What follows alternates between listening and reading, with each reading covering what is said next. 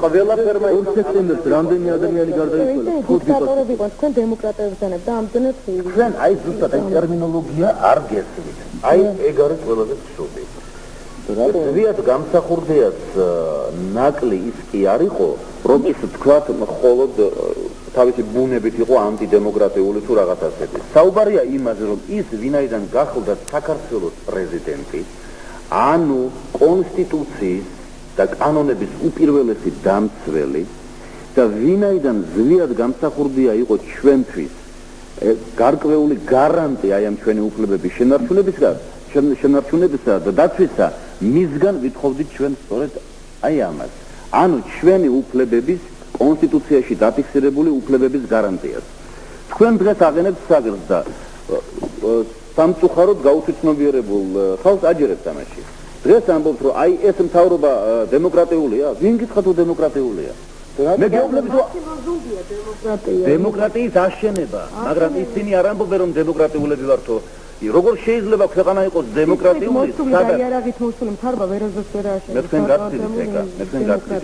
როგორ შეიძლება დემოკრატიული იყოს ხელისუფლება, სადაც არ მოქმედებს ქვეყანა, სადაც არ არის კონსტიტუცია?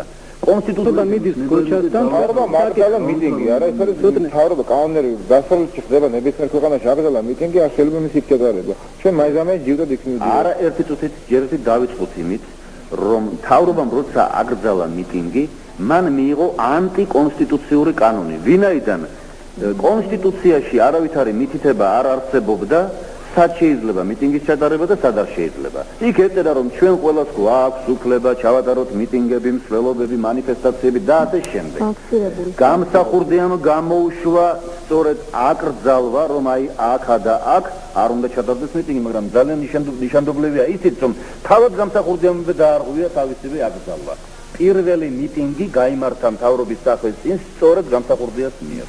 არ მეთანხმებით? მადლობთ, მაგრამ რაშუში იყო ხა ეს ყველაფერი იმასთან დაგახსნილი არის ანტიდემოკრატიული. და ამის მაგალითი მოიყვანეთ. ამის მაგალითია, რომ საათნახევარია ეთერში ვარ. მაგრამ ათაშორის ბატონო თემური. ხო, ნუ გამაწყვეტინეთ მე. არა, უკაცრავად ბატონო ლევანი ხშირად გამაწყვეტინეთ და არ მიძლევა საშუალება, რომ თქვა ჩემი საქმე. ერთი 5 წუთი დამაცადეთ, რომ თქვა და შემდგომ ვისაუბროთ თქვენი სულ. იმიტომ რომ თქვენ საუბრობთ ლოზუნგების დონეზე. არ შეიძლება ასე, როდესაც ვინმე ისევე როგორც აი ხდება დეკლარირება, აი ასეთი და გავრცელება, სადაც მოხსენიებული არიან ღიად საპატიო ადამიანები, როგორც სუკის აგენტები და ამას ავრცელებენ გამსახურდიას მომხრეები. ამ ეს იბეჭდება და გამოიცემა გამსახურდიას მომხრეების. შეგისწორებთ, ქართული ხალხი ავრცელებს გაშუაში გამსახურდიას. ძალიან ხალხი ავრცელებს, მაგალითად საქართველოს ტელევიზია. ეს ტელევიზია, ტელევიზია, პიონერი, რომელიც დღემდე შეეცვლება უჩერნო ხალხს. ეს ბუნებრივი მოვლენაა, ეს მე ამაზე არ მეკითხა. ყველა რევოლუციას და ყველა გაატრელებას თანამედროვე ესეთი უმსგავსება და ესეთი. მაგრამ თქვენ შვენივრად განეკითხავთ დღევანდელ ხელისუფლებას. თქვენ ბრძანეთ. ამ დროს როცა საქმე მიდგება ხოლმე გამსახურდიას მომხრეთა მიერ გამოქვეყნებულ სილისამებელს. მე ვარ. დიახ, ხელისუფლებას შეეხება მაპატი. აი ხელისუფლებას შეეხება თქვენთან პირადად ბოდის ვიხდი, მაგრამ აი ამ შემთხვევაში ხო ასე დგება ხოლმე საკითხი. მე მინდა ასეთი რამ მკითხოთ აი ციტირებულ მასალასთან დაკავშირებით. თქვენ რო თვლით, რომ ეს ტელევიზია არის ანტიდემოკრატიული. როცა ჩვენ გვაქვს ერთი წუთით. როცა ჩვენ გვაქვს შესაძლებლობა გამოვიდეთ ტელევიზიის ცოცხალ ეთერში და კანონიერ თუ უკანონო, მაგრამ ფაქტიურად არსებულ ხელისუფლებას უძახოთ პირსისხლიანი ხუნტა, ერის დამატებელი და ასე შემდეგ და ჩვენ ამის თქმის საშუალება გვაქვს.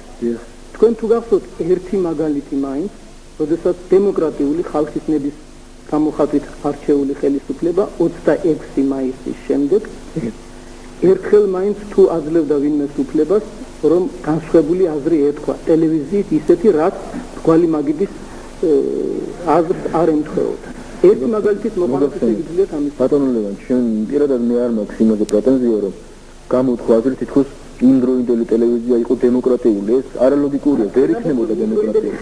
ბატონო ლევან, რაღაც დემოკრატიაზე ჩამოვარდა ლაპარაკი, მაშინ ეს დაგიმისოს, რომ დემოკრატია არ არის რაღაც ფორმა, ყალიბია, დემოკრატია სტრუქტურებით ვერ დაამკვიდრებ. დემოკრატია არის ხალხთა განვითარების დონის მაჩვენებელი. ამან დემოკრატიამდე დრო უნდა მივიყენოს ბატონო ლევან. არ არის ის, როდესაც თქვენ შეგიძლიათ თქვენი აზრი თავისუფლად გამოხატოთ და ამისთვის თქვენ არავინ არ გდევენ. ამ მომენტში მე შემიძლია მოგახსენოთ ალბათ მე შემიძლია მოგახსენოთ მაგასთან დაკავშირებით.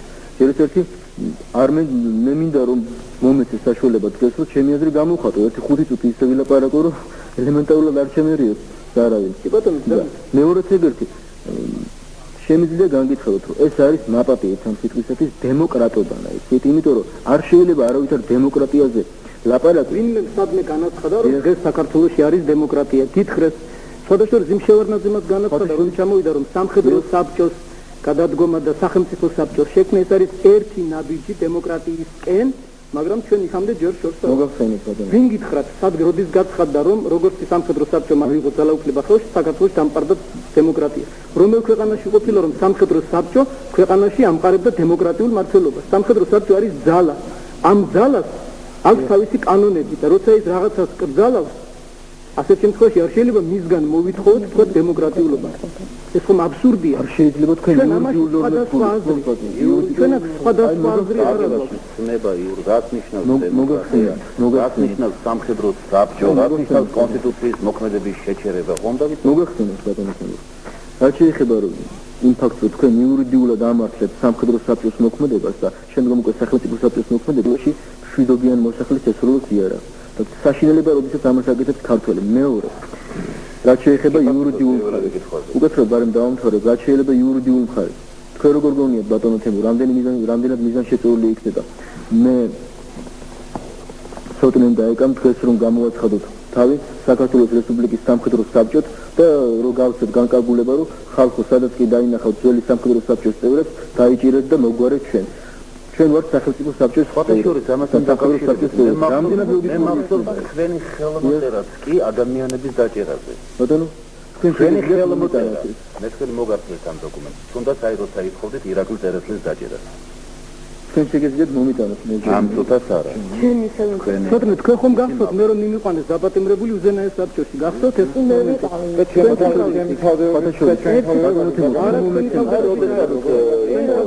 თქვენი თავდებობით მე კანეთის რაიონის მილიციაში მე მაგაში ვერაფერ მაგრამ თქვენ სადმე გამოხატეთ აზრი იმისათვის რომ მე ქუჩაში მშვიდობიანი მომიტინგე დამაპატიმრეს ძალით მიმიყვანეს უზენაეს იქ გამოხატეს ბატონ ლევან მე ბატონმა იური ბურკაძემას ბატონმა სანდრო ბრეგაძემას იქ გამოხატეს და თქვენ შემოგესიათ ხალხი ჩვენ ჩაგიდექით ჩუაში და ჩვენ ვფიქრობთ რომ შენობაში აი დაგლეჯილი სისხლიანი მაიკა გადმოგიგდეს ის ბიჭი ალბათ გარდაიცვალა თქვენ თუ გამოხატეთ ამასთან დაკავშირებით პროტესტი როდის მოხდა ეს მოხდა 4-5 ოქტომბრის დღემდე თუ გამოხატეთ პროტესტი ის არის ცნობილი და რომელსაც მე შეიძლება არ შევსწრებივარ და აქ ჩვენ საუბარი გვქონდა იმ ფაქტზე რომელსაც მე და შეიძლება ბატონო ბატონმა ჯაბა იუსულიანმა ადამიანის უფლებათა შეერაღებული აჯანყების გამართლება ჯერ ერთი პროფესორი იქნება გვეთქვა რომ შეერაღებულ სამხედრო გადატრიალება იცით ჩვენ როცა თქვენ აქ მოგზამდებოდით თქვენი საუბრები ბრძანებდით თქვენს აზრს ეხლა ჩემს საქართველოში თქვენ როგორიათ ეხლა ბატონო პრეზიდენტი გროზნოდა დამერეკა და იმისაც ვლაპარაკო ჩემს ვიზა ჩემი აზრია ბატონო კომენტარი დაიწყე გაუტანელი ამდენი არასერიოზული ჩართვა შეიძლება ბატონო გამომთავრებინეთ და მან განაცხადა პრეამბულაში წერია ხედელობაში ვიღებთ ასეთი აღმაშფოთებული ბარბაროსული აქტები არ მოხდეს რასაც ქვია სამხედრო შეერაღებული აჯანყება და მეორე